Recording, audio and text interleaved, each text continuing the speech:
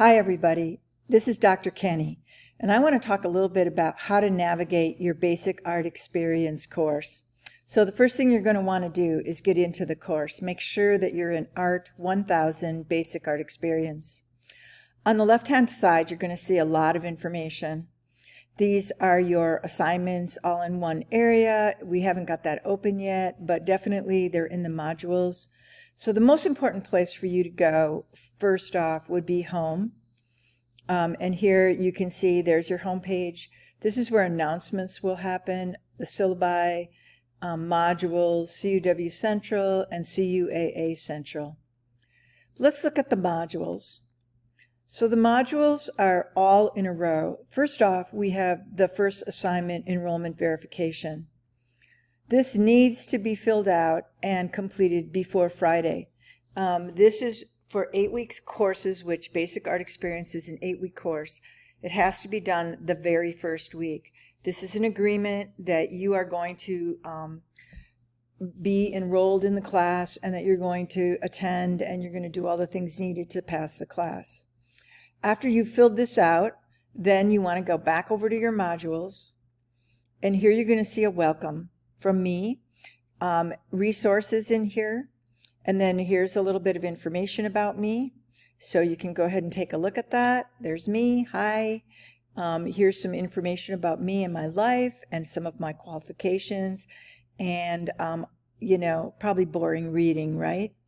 Anyways, and when you're done with that, or not, the welcome letter. But I want to talk a little bit about how you're going to really do well in this class. The way that you're going to do well is to watch the videos and to fill out all of your assignments. One of the things that I require are all discussions need to have your initial response, and then you need to respond to 2 peers. That means that you need to have at least 3 responses in each discussion. 1 that you've responded to the question, and 2 that you've discussed with other peers about the way they've responded. If you only respond once, then you're going to end up with only 6 points. If you respond to 1 other person, you will end up with 8 points. If you respond to 2 other people, you will have 10 points, which is the full points you can get. I cannot stress enough how important that is. The next piece is APA style. So this is a very important piece. I really need you to be able to learn how to use APA style in the few papers that you are going to write for this course. I have in-depth information here about how to cite an artist or a painting, an original drawing, any of those things. So like, let's say you see some graffiti that you want to cite. This is how you would do it. You would say the artist. If it's unknown, you would say unknown. If it's year and you don't know, you'd say unknown. If it's title, you would say unknown. Then you might want to put a very short description of where you saw it. And of course, none of these other things would apply. If you know the artist, you would put in their name, their last name first, comma, first name, initial, not their whole name. Then in parentheses, you put the year they did it, the name of the core of the artwork in italics. Then in brackets, you would put, what is it? Is it a sculpture? Is it oil? What is it? And then where it is in permanent collection and what city and state. Here's image art in a database online. This is how you would do it online. You would not just include a link. You will get 5 points deducted if your reference page just includes a link. So don't do that. If you looked at a book, like your book for the course, and you use that, this is how you would do it there. So don't forget about all this. This is all in here, even film, reproduction on a website, all of the stuff is all here. Okay, let's back out of here. And then another thing is title pages. This is huge. I've seen so many students hand in work without a title page. So here's a sample of what a title page would look like. The title of your work, your first name and your last name, the name of the university, the name of the course, my name, and the date you submitted it. Okay, super easy. Don't forget this step. It's so important. I will deduct 10 points off if you do not have a title page. You need to have a title page. You need to learn how to do these things. So that's the first thing that, you need to learn. So don't forget about that. All right. And last but not least is our aesthetic rubric. And we're going to talk about ways to write. And here we're going to this is a quick bullet point on just how I grade. So I'm going to look at references to elements and principles of design, iconologic, analysis of meaning, contextual. So these are bullet points. I go into great detail in describing all of these things in this course. So use this, download it, use it as a reference for yourself.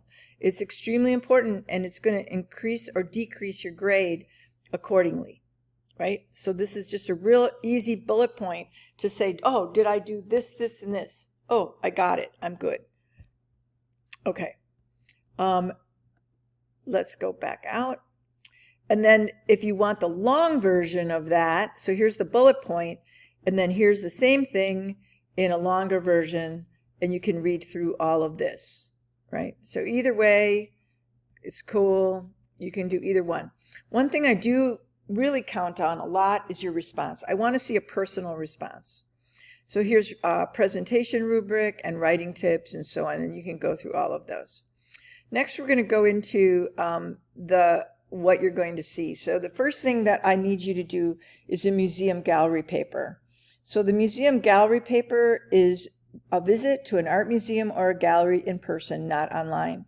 It's based solely upon your observations. You develop a definition for the art. Remember, you still need to cite the art correctly. So if you have your phone on you and it's got a little title card there with the name, the year the artist did it, and the artist's name, and so on, take a picture of it so you can use it in your references.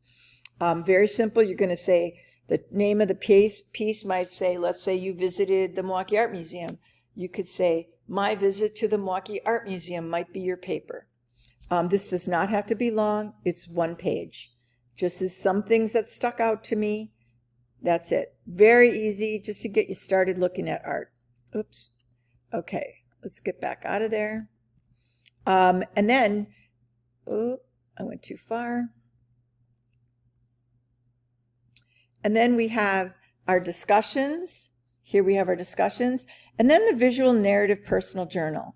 Now, one of the things about the personal journal is I'm trying to kind of keep up with technology. And so there are a lot of apps. And if we go, let's just go and look online here for a quick minute. And let me get out of there.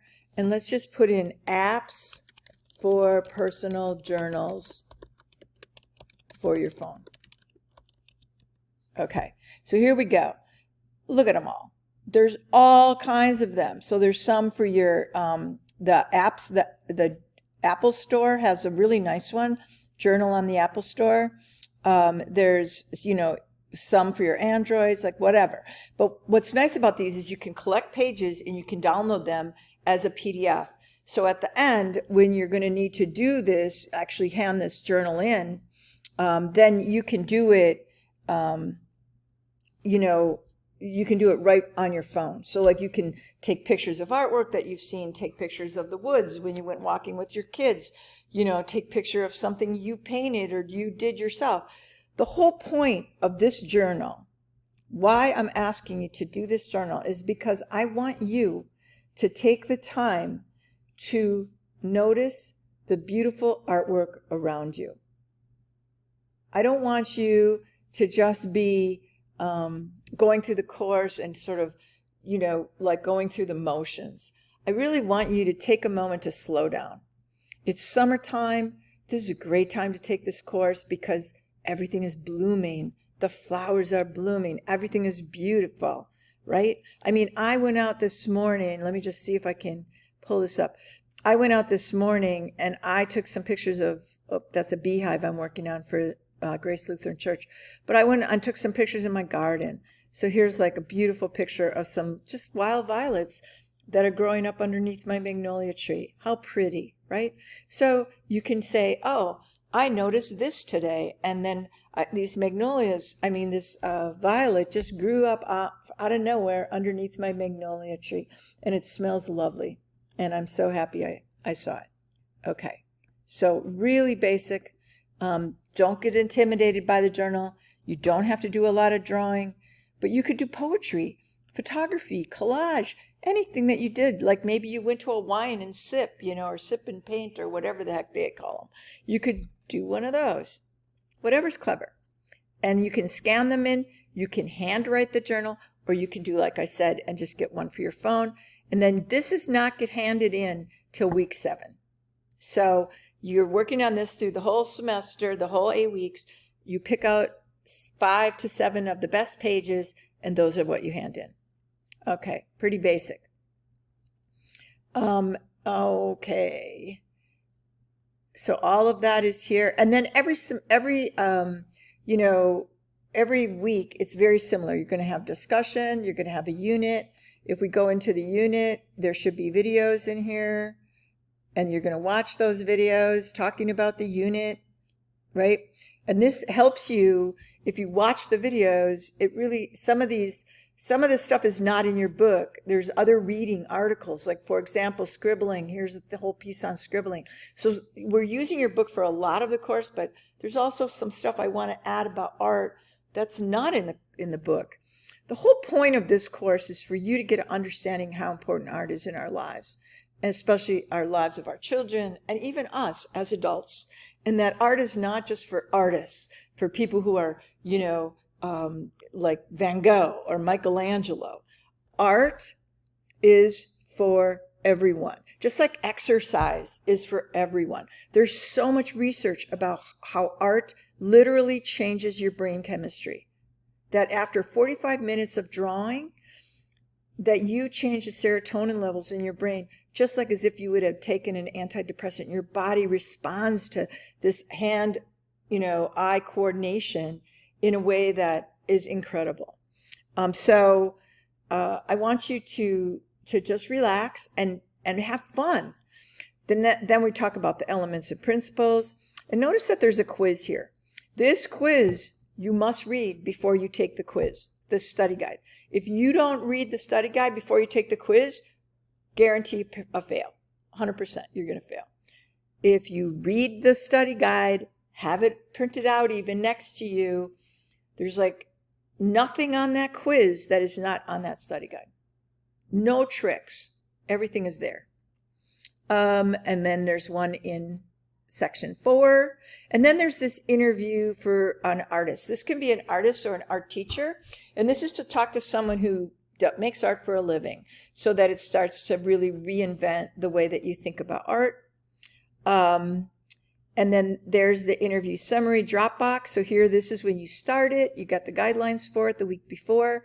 And then here's your Dropbox the following week. There's your Unit 5 quiz. That's the last quiz you have. You only have 3. This is your aesthetic paper. You have 2 different aesthetic papers. There's paper 1 and paper 2. And then your final exam. And your final exam is by bullet point. It's a handwritten home exam. It's not a quiz. You're basically going to go through a lot of things that we learned in the course, and you're going to apply them to this. And I send out a sample exam for you to look at, so you can see the way someone who did a really great job on it, what that might look like. So that's it. I hope this helps you, and I really wish you good luck. And please, I'm so honored that you're taking my class. And yeah, we're going to have a great summer together. Okay.